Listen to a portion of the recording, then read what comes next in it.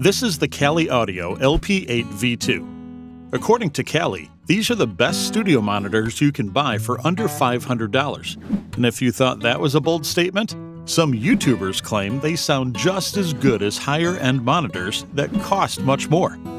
But is it really true? Let's find out. Kali Audio is a relative newcomer to the budget monitor market. Founded in 2018, this California-based company aims to make studio monitors that represent the best possible value for the money.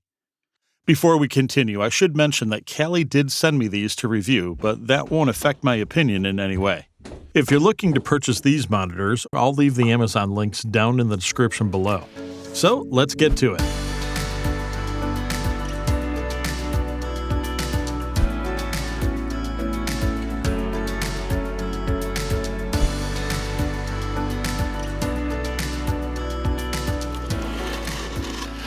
In the box, you'll find a power cable and a quick start guide.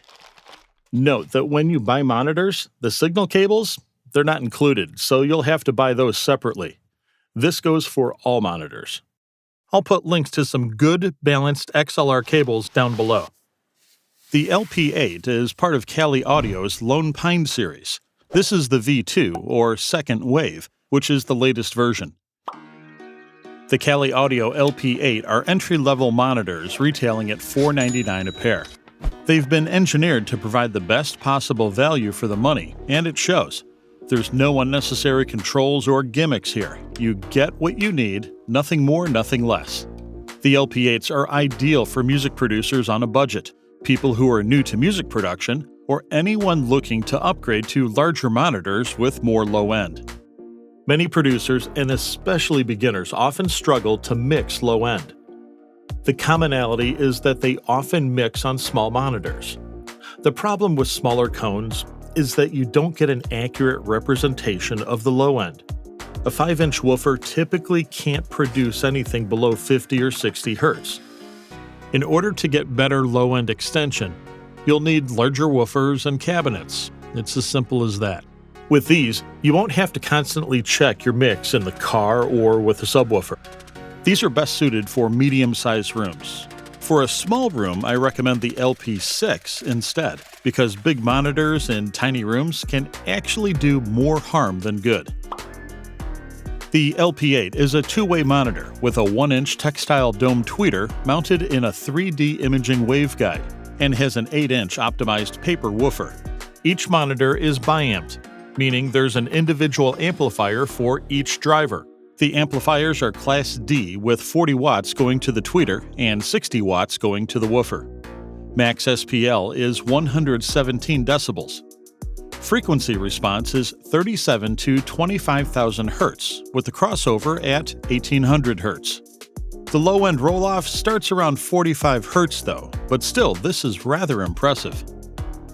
It's front-ported, which allows you to set them closer to the rear wall, and the irregular shape is supposed to create a consistent escape velocity of the air, lowering the noise floor and reinforcing the clarity of the bass. On the backplate, we have balanced XLR, TRS, and an RCA input. There's also a power switch and a volume knob. I found it a little bit disappointing that the volume knob isn't notched. I just set mine to 50%, which is straight up, and left it there.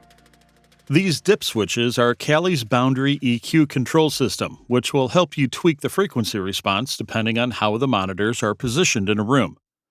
A bit rudimentary perhaps, but it's an inexpensive solution that works. The simple and clear instructions explain exactly how to set them up, and I found that these presets actually work surprisingly well. You can also trim the low, mid, and high end. Every room is different, so I recommend experimenting with room controls. Music should come out of your monitors exactly the way it comes out of your DAW, without any sugarcoating, as opposed to hi-fi speakers, which will always temper the sound a little bit in order to sound better than the competition. This is why studio monitors often sound boring compared to hi-fi speakers. And remember, that's a good thing. At the end of the day, you want a monitor that gives you a flat frequency response which doesn't sugarcoat your mix in any way, not even in the low end. These sound very flat and neutral overall, which is ideal for mixing and mastering. What stands out most to me is the wide sweet spot they offer. Many near-field monitors are very limited in that regard. The top end is detailed but never harsh. In the mid-range, vocals come to the forefront even during a busy drop, without sounding fatiguing. The front baffle seems a bit thin, which I feared would negatively affect the lower mid-range.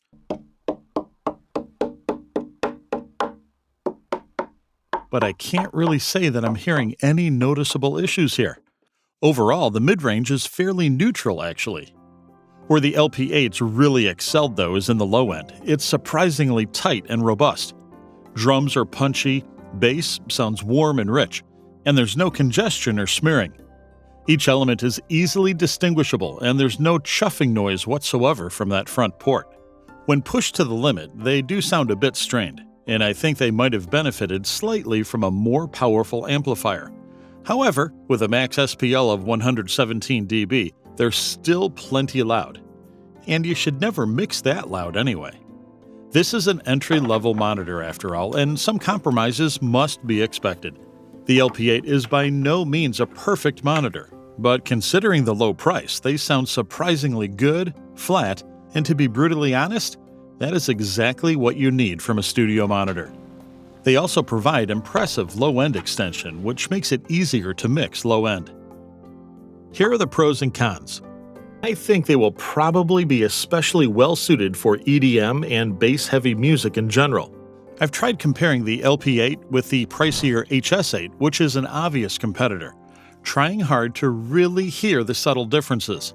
The HS8 has a bigger amplifier though, and I had to lower the volume a lot in order to match it. Once they were volume matched though, I must admit I had a hard time telling them apart. There are only subtle nuances that separate them really.